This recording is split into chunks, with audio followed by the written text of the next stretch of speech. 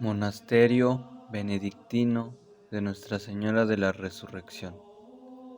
Hola, mi nombre es Juan Solano y vengo a contarte una breve historia del ámbito religioso ocurrido en Cuernavaca. En 1942 comienza la aventura para los padres Hildebrando, Benedicto y Gregorio, pertenecientes a la Orden Benedictina. Fue en Bélgica el lugar donde se prepararon por años dentro de su oficio sacerdotal y poco a poco fue formándose la idea de venir a México y fundar un monasterio. Parten de Bélgica con esta idea en 1939. El camino fue difícil, ya que las instituciones religiosas mexicanas se negaban a autorizar dicha construcción. Así entonces, deambularon por distintos estados del país, hasta que el obispo de Cuernavaca, Francisco González Arias, los encomienda a oficiar misas en una pequeña capilla en un pueblito llamado Santa María Aguacatitlán. Pero poco después, el 14 de enero de 1950, Gregorio Lemercier obtiene del Papa Pío XII permiso para fundar un monasterio independiente que siga la regla benedictina primitiva, Santa María de la Resurrección, que simboliza este nombre, un lugar que facilita el encuentro con Dios. Transcurrieron los años. Muchos jóvenes llegaban con el deseo de ofrecer sus servicios a la vida espiritual, y el personal de hombres en la orden fue creciendo. Sin una edificación formal, improvisaban con lonas o láminas espacios para continuar sus estudios y trabajo, todo bajo el lema Ora et Labora, que se traduce como oración y trabajo. Fueron años de carencias, sobre todo de un inmueble concreto. Sin embargo, en 1955 llega a formar parte de la orden Gabriel Chávez de la Mora,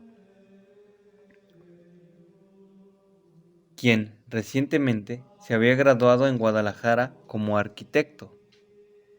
Dedicó 2 años a ir familiarizándose con la orden y en 1957 se le consigna la tarea de diseñar el inmueble definitivo de la orden.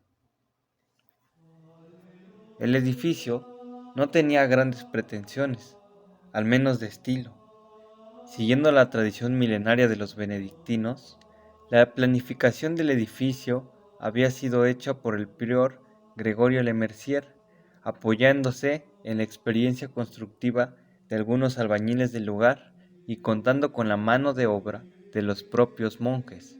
Y me gustaría remarcar que los monjes, en tiempos de mayor crisis, fungían más como albañiles, agricultores, artesanos, y a veces se hacía de lado su vocación religiosa. En la planificación del inmueble, en la planta baja deberían encontrarse la sala capitular y el refectorio por un lado, y la cocina y los almacenes por el otro, y en las plantas superiores los dormitorios. En las memorias de otro monje de nombre Benito se lee: el arquitecto había recurrido a una techumbre cónica muy aplanada, apoyada por una estructura muy simple.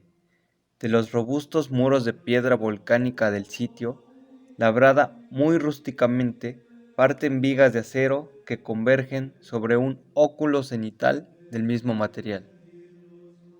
Así pues, todo esto se hizo con materiales que provenían en gran parte del mismo sitio, como las piedras de los pavimentos, las plataformas y los muros de mampostería.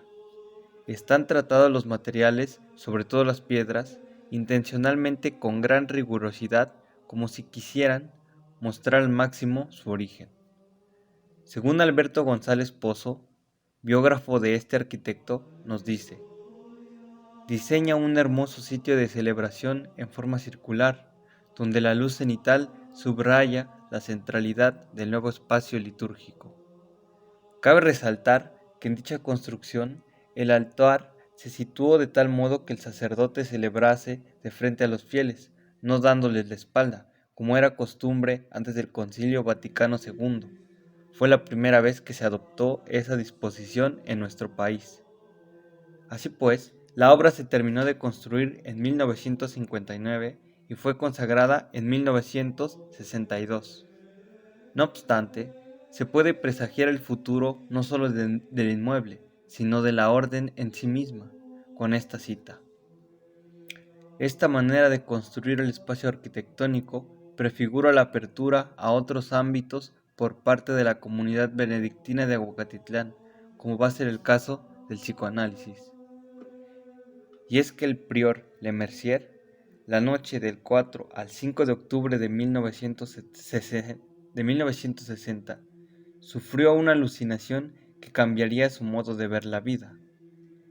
Creyó que era una aparición divina o una señal de augurio. Sin embargo, se trató de un posible cáncer ocular. Pero antes de saber que en efecto era un cáncer, decidió someterse a una sesión psicoanalítica. Fue así que implementó poco a poco el psicoanálisis dentro de la vida monástica. Esto causó un disgusto en el Vaticano, que no toleró este tipo de prácticas dentro de un monasterio. Así que el domingo 11 de junio de 1967, Lemercier celebró misa por última vez en la capilla de Santa María de la Resurrección. Al terminar, después entonaron los himnos todos los monjes en procesión y abandonaron la capilla. Ya en el cuarto de cogullas se fueron despojando de sus hábitos. Por la tarde se dedicaron a repartir un comunicado que saldría en la prensa el día siguiente, en el que se anunciaba el cierre del monasterio. Gabriel Chávez de la Mora continuaría una larga carrera dentro de la arquitectura mexicana, y Gregorio Lemercier abandonaría su oficio sacerdotal y fundaría el centro psicoanalítico Emaús. A pesar del abandono en el que se encuentra el recinto, se le puede visitar siguiendo su camino viejo al monasterio, Santa María Huacatitlán, Cuernavaca, Morelos. Muchas gracias.